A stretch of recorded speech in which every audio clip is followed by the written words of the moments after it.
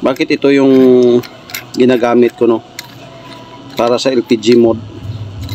Yan, ito. Ito talaga yung accurate na para sa LPG mode.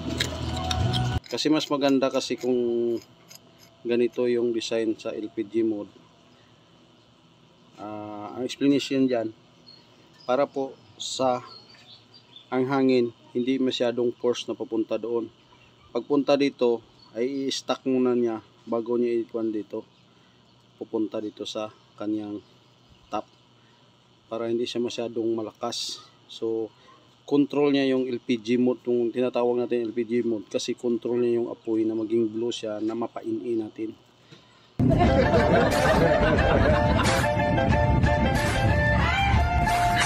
Please subscribe naman guys, maawa kayo sa monkey.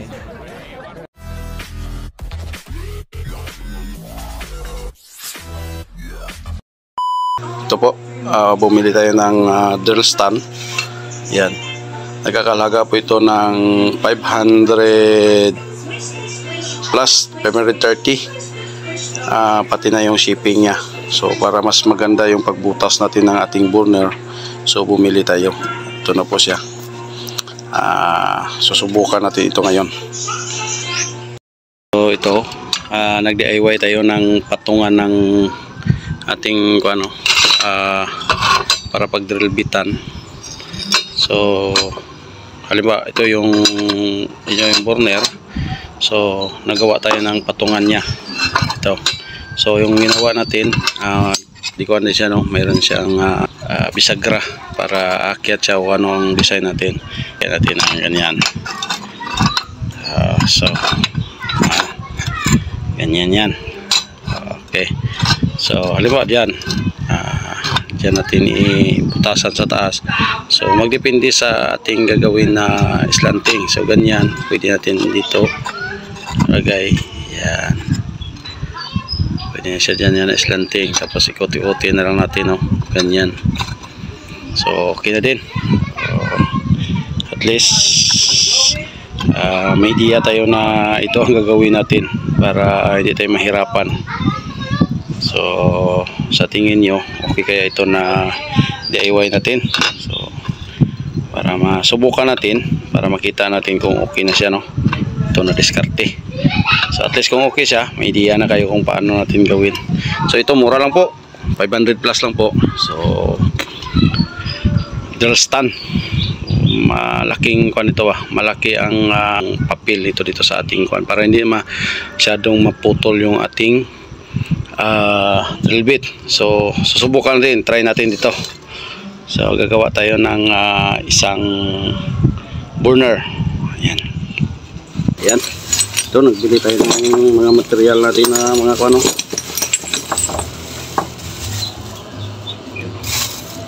Ito pang heavy duty natin. 1 and 1/4. Tag 50 yung kuha niya, takip. Tapos ito yung 1/4 din na 4x4, tag 50 din. So ito tag 90. So magkano ang halaga nito? 190 na. Tapos yung dito pa natin ilagay sa ilalim, magkano ito? Tag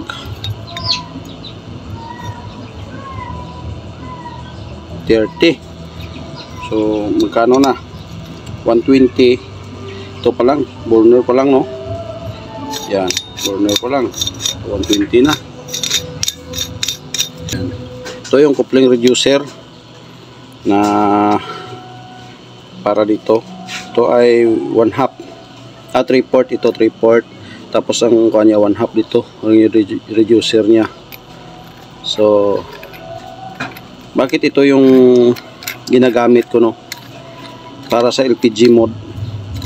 Yan, ito. Ito talaga yung accurate na para sa LPG mode. Yan. Ito, tapos di uno dito sa taas. Yan. Uno dito sa taas. Yan. So bakit ang ginagamit ko itong ganito na ano, na parang reducer nya, 1/2 dito. tapos dito 3/4, tapos dito 1. Yan. Kasi mas maganda kasi kung ganito yung design sa LPG mode. Ang explanation dyan, para po sa ang hangin hindi masyadong force na papunta doon. Pagpunta dito ay i-stack muna niya bago niya ikuan dito, pupunta dito sa kanyang top, para hindi siya masyadong malakas. So control niya yung LPG mode, yung tinatawag natin LPG mode, kasi control niya yung apoy na maging blue siya, na mapain-in natin. Ayan po. So ito, bubutasan natin ito.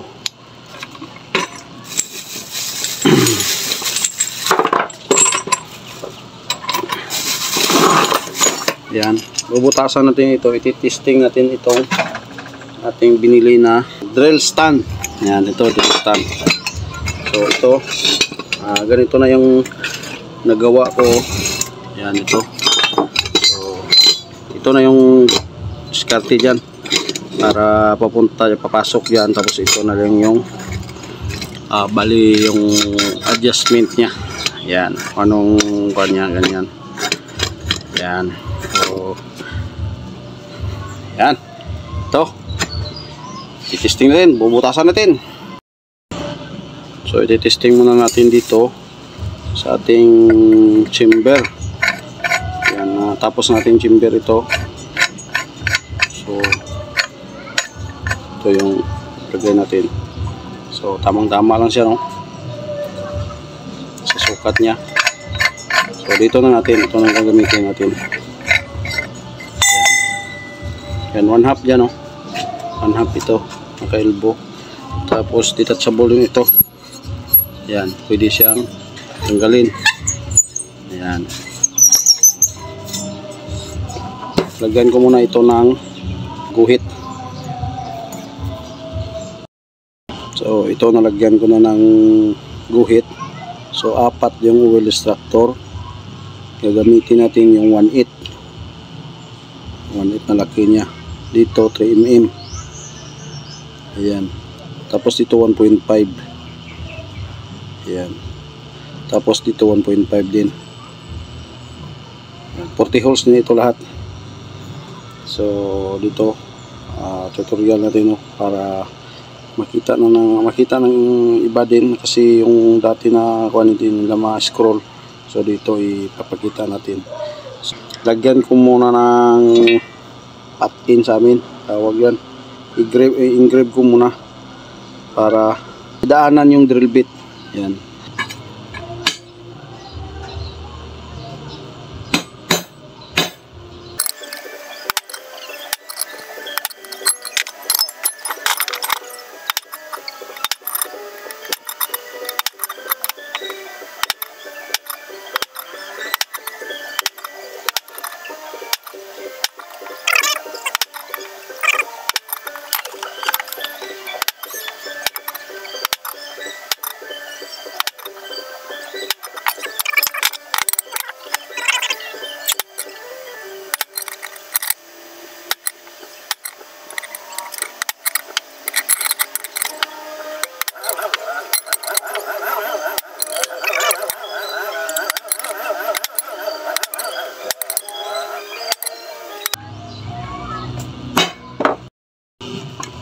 So ito, nalagyan ko na ng grip.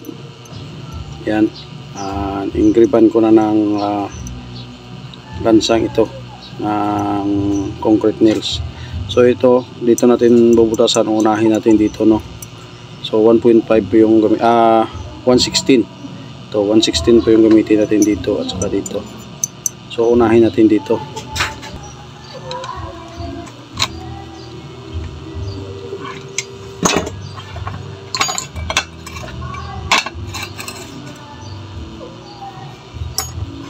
Adjust muna natin dito. Sobrang layo eh.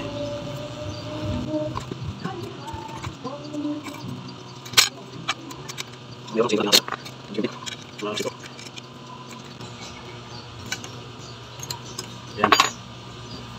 So ito. Unahin natin to. Subukan natin.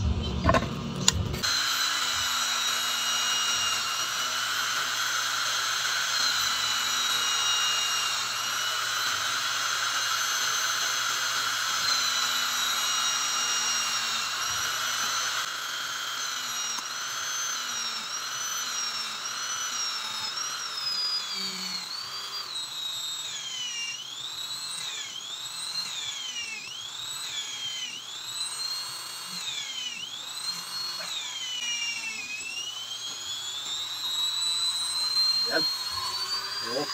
Ayos yun, oh. So, ayan. Tapos na po, nabutasan na natin. Ayan pong kinabasan niya. So, ilagay natin siya dito sa natin sa dito.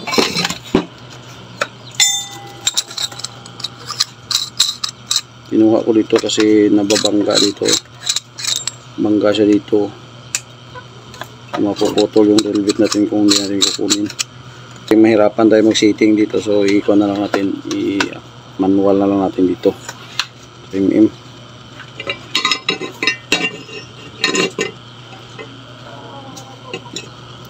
Sa gawa natin ng patungan na ganito yung setting niya sa dito na diskarte. So dito ganyan, semi-slanting din, konti lang.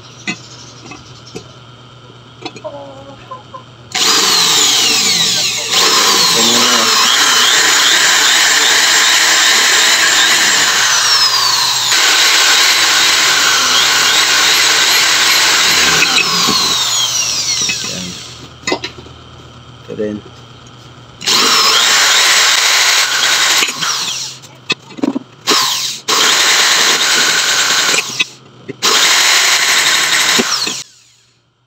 Okay.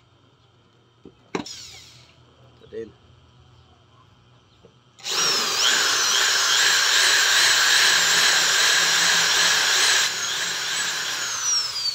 Lagyan natin ng pinsa yung kamay natin, baka disgrasya, butas yung kamay natin. So, lagyan natin ito para mag-glove tayo para iwas disgrasya. Hirap na.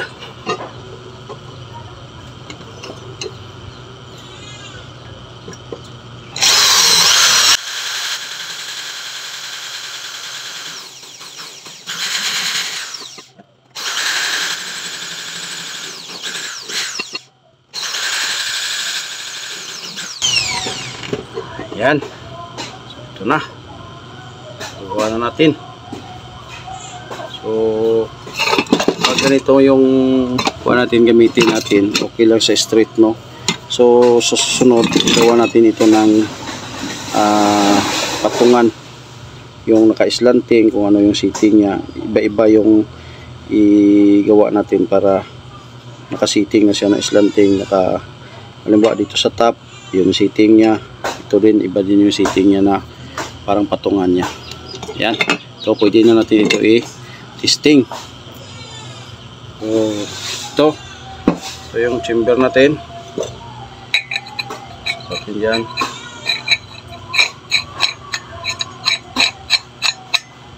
Yan.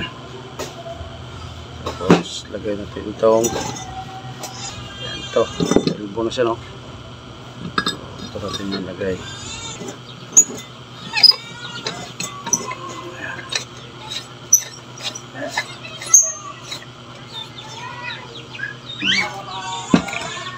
Okay, espera rin ito bagong gawa natin.